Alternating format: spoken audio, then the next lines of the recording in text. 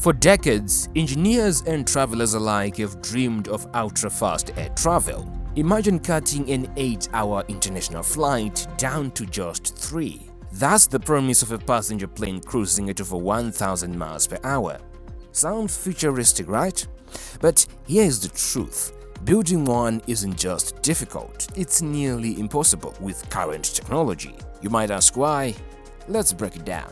We've actually done it before. The Concorde, which was a supersonic passenger jet, flew commercially from 1976 to 2003, and it wasn't a financial success. Tickets were expensive, operating costs were sky high, and supersonic flight over land was banned due to its sonic boom. When it retired, no one replaced it, and there is good reason for that. At 1,000 miles per hour, the biggest enemy is drag. Air doesn't just flow over the plane smoothly, it pushes back with incredible force.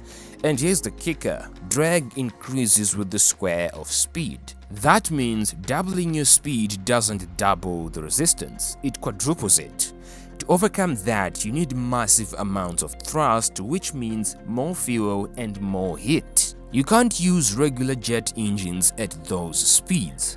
Once you cross the sound barrier, you enter supersonic airflow dynamics, which requires specialized engines like turbojets or ramjets. And those ones, they are very loud, inefficient at low speeds, and hard to scale for passenger use. Designing an engine that is both fast and efficient across all phases of flight is an unsolved challenge. Here is a deal breaker. When an object breaks the sound barrier, it creates a sonic boom, which is a thunderous shockwave that can rattle windows miles away. That's why the Concorde was banned from flying supersonic over land. A 1,000 miles per hour passenger jet would face the same issue. So unless we find a way to create quiet supersonic flight, such planes would be limited to oceans only. At high speeds, friction between the plane and the air creates intense thermostress. Surfaces can heat up to hundreds of degrees, especially around the nose and wing edges. Materials need to withstand this without deforming or weakening. That's why military jets like the SR-71 used titanium, which is light, strong, and expensive. Building a whole passenger jet out of such materials would skyrocket costs. Most supersonic jets are small and narrow. That is by design, because the faster you go, the more aerodynamically sleek you need to be.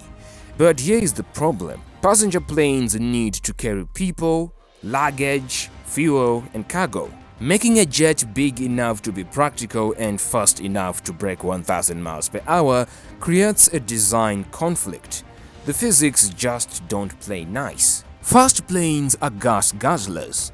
The Concorde burned around 5,600 gallons of fuel per hour, carrying just 100 passengers. Compare that to a modern Airbus A350, which carries 300 plus passengers with significantly lower fuel burn per seat.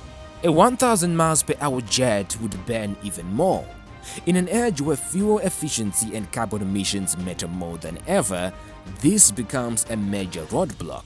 When you fly that fast, you reduce your reaction time dramatically. A minor issue at 1,000 miles per hour can escalate in seconds. Designing safety systems, redundancies, and control software to work at those speeds is a monumental challenge.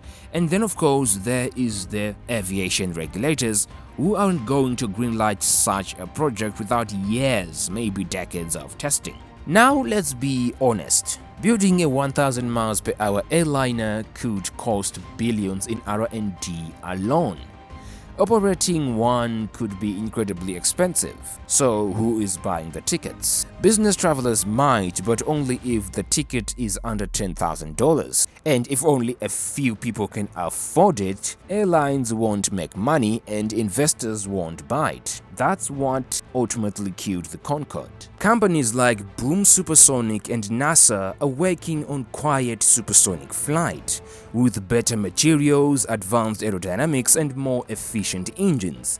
But even they are aiming for speeds closer to Mach 1.7, which is about 1,100 miles per hour, not on wide-body jets, just a small business-class aircraft. For now, true high-speed passenger travel remains limited to ideas like suborbital rockets or hyperloop concepts, none of which are close to mass adoption. So, could we build a 1,000 miles per hour passenger plane? Technically, maybe, but practically, economically, safety, not anytime soon, because between drag, the supersonic boom, fuel costs, engine limitations, and passenger needs, the challenges stack up fast. So until we have a massive breakthrough in aerospace materials, propulsion, and regulations, commercial flight is going to stay right where it is, at around 550 miles per hour, and for now, that's fast enough.